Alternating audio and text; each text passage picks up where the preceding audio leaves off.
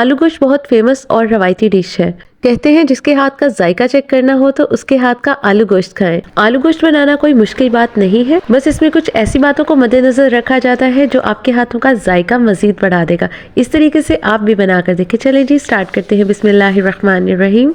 कम वक्त में आलू गोश्त तैयार करने के लिए मैंने प्रेशर कुकर का यूज किया है। 1 कप घी को मैंने गर्म कर लिया है और इसमें कुछ खड़े मसाले ऐड कर दिए हैं। 2 छोटी इलायचियाँ, 3-4 लौंग और कड़ी पत्ता और 1 बड़ी इलायची और छोटा सा पीस मैंने दालचीनी का ऐड किया। इन खड़े मसालों को मैं थोड़ा सा किड़किड़ा लूंगी। जैसे ही ये खड़े मसाले कड़क जाएंगे तो मैं इसमें शामिल कर दूंगी 3 अदद छोटे साइज के प्याज को मैंने इस तरह से कट कर लिया था। इसके लिए हमें बारीक प्याज कट करने की ज़रूरत नहीं है। अब प्याज को मैं खड़े मसालों के साथ थोड़ा सा फ्राई कर लूँगी।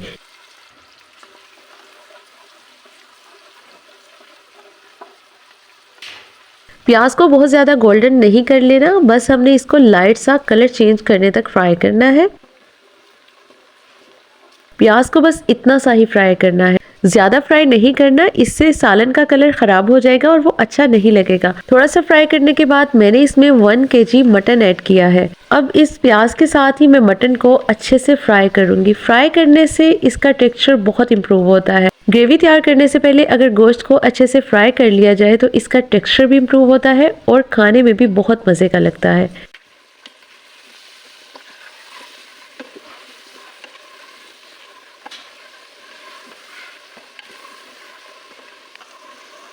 अब यहाँ पे गोश्त को मैंने अच्छे से फ्राई कर लिया है। इस तरह से गोश्त को फ्राई करने के बाद अब मैं इसमें शामिल कर दूंगी 2 टेबलस्पून लहसुन अदरक का पेस्ट। लहसुन अदरक का पेस्ट ऐड करने के बाद इसको तब तक कुक करूंगी जब तक इसमें से खुशबू नहीं आ जाती और लहसुन अदरक का कच्चापन खत्म नहीं हो जाता।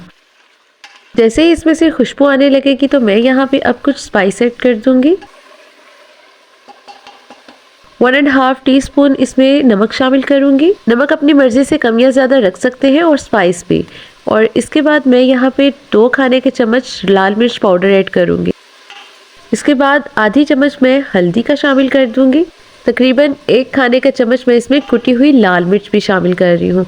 और इसके बाद 1 चम्मच ही मैंने इसमें पिसा हुआ धनिया पाउडर और 1/4 टीस्पून के बराबर गरम मसाला पाउडर और 2 चाय के चम्मच मैंने इसमें शामिल किए हैं जीरा पाउडर के। और इसके बाद 2 अदद छोटे साइज के टमाटर थे, इनको मैंने इस तरह से कट करके बारीक बारीक मैंने ऐड कर दिया है। अब मैं जल्दी से इसको मिक्स कर रही हूँ ताकि मसाले जल ना जाएं। और अब मैंने 3 से 4 हरी मिर्चों को कूट लिया था और इसमें ऐड कर दिया है। अब मैं इसकी अच्छे से भुनाई कर लूँगी।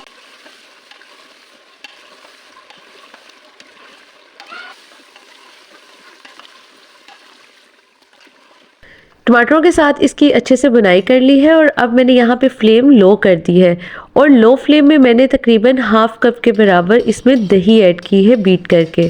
फोक के साथ मैंने दही को अच्छे से बीट कर लिया था और फिर मैंने लो फ्लेम करके इसमें दही ऐड की है ताकि ये कर्डल ना हो जाए। दही ऐड करके अब मैं इसकी बहुत अच्छी तरह से भुनाई कर लूँगी। यहाँ पे मैंने बहुत अच्छे से भुनाई कर ली है। आप देख सकते हैं ऑयल ऊपर आ चुका है।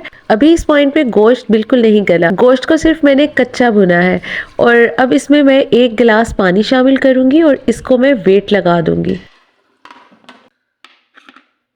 जैसे ही ये विसल बजने लगेगी तो फिर इसके बाद 15 मिनट तक मैंने इसको वेट लगाना है और फ्लेम भी हमने मीडियम कर देनी है।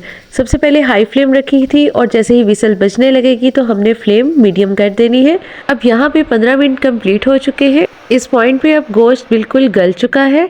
आलू गोश्त में गोश्त और आलू बैलेंस तरीके से गले हुए ही अच्छे लगते हैं। यहाँ मैं आपको टेक्सचर चेक करवाती हूँ कि गोश्त कितने अच्छे तरीके से गल चुका है। गोश्त चूंकि बहुत गर्म था इसलिए मैंने छुरी को उल्टा करके इस तरह से आपको चेक करवाया है। बहुत अच्छी तरह से गोश्त गल चुका था। अब इस पॉइंट पे मैं आलू ऐड कर दूंगी। तकरीबन आलू को 3 से 4 मैंने आलू लिए थे और इनको मैंने इस तरह से कट कर लिया था। आलू गोश्त में आलू मोटे टुकड़ों में कटा हुआ ही अच्छा लगता है। आलू ऐड करने के बाद मैं 1 से 2 मिनट तक इसकी मसाले के साथ भुनाई करूंगी। साथ ही साबुत हरी मिर्चें 4 से 5 अदद मैंने इसमें ऐड कर दी है। बस 1 से 2 मिनट तक ही हमने इसकी भुनाई करनी है। इस तरह से मसाले के साथ आलूओं की भुनाई करने से इसमें फ्लेवर ऐड होता है। 1 से 2 मिनट तक मैंने आलूओं की भुनाई की और इसके बाद मैं 2 गिलास पानी इसमें ऐड कर दूंगी। 2 ग्लास पानी ऐड करने से ना तो ये बहुत पतला हो जाएगा और ना ही बहुत गाढ़ा। इस पॉइंट पे अब मैं आलूओं को अच्छे से गला लूंगी। इस पॉइंट पे सिर्फ 3 से 4 मिनट का वेट लगाना है। गोश्त अच्छे से गल चुका है, अब सिर्फ आलूओं को गलाना बाकी है और इसके लिए तकरीबन 3 से 4 मिनट का मैं वेट लगाऊंगी। जैसे ही विसल बजनी स्टार्ट होगी तो हमने 3 से 4 मिनट के लिए इसको वेट लगाना है और उसके बाद ओपन कर लेना है। अब इस पॉइंट पे आप इसका टेक्सचर देख सकते हैं, बहुत अच्छी तरह से गोश्त भी गल चुका है और आलू भी बहुत अच्छी तरह से गल चुके हैं। इस पॉइंट पे आलूओं का भी टेक्सचर देख सकते हैं कि ये कितनी अच्छी तरह से गल चुके हैं। अब इस पॉइंट पे आप शोरबे को जितना पतला रखना चाहते हैं आप उस कदर इसमें पानी भी ऐड कर सकते हैं। इसमें मैंने मजीद हाफ ग्लास पानी ऐड किया था क्योंकि आलूओं को गलाने के लिए थोड़ा सा पानी ड्राई भी हो चुका था, इसलिए मैंने हाफ ग्लास मजीद ऐड किया है। अब इसमें ढेर सारा धनिया ऐड करें और इसको सर्व कर दें। आलू गोश्त पकने के बाद आप इसका टेक्सचर देख सकते हैं, माशाल्लाह से बहुत ही मजे का आलू गोश्त तैयार हो चुका है। हरा धनिया और गरम मसाला पाउडर ऐड करके इसको सर्व करें। इस तरीके को फॉलो करते हुए अगर आप बनाएंगे तो यकीनन आप इससे भी ज्यादा बेहतर बना सकेंगे। उम्मीद है आज की रेसिपी आपको पसंद आई होगी। वीडियो को लाइक और चैनल को सब्सक्राइब भी कर दीजिएगा और कमेंट सेक्शन में अपनी राय का इजहार भी कीजिएगा। दुआओं में याद रखिएगा। Take care. अल्लाह हाफिज।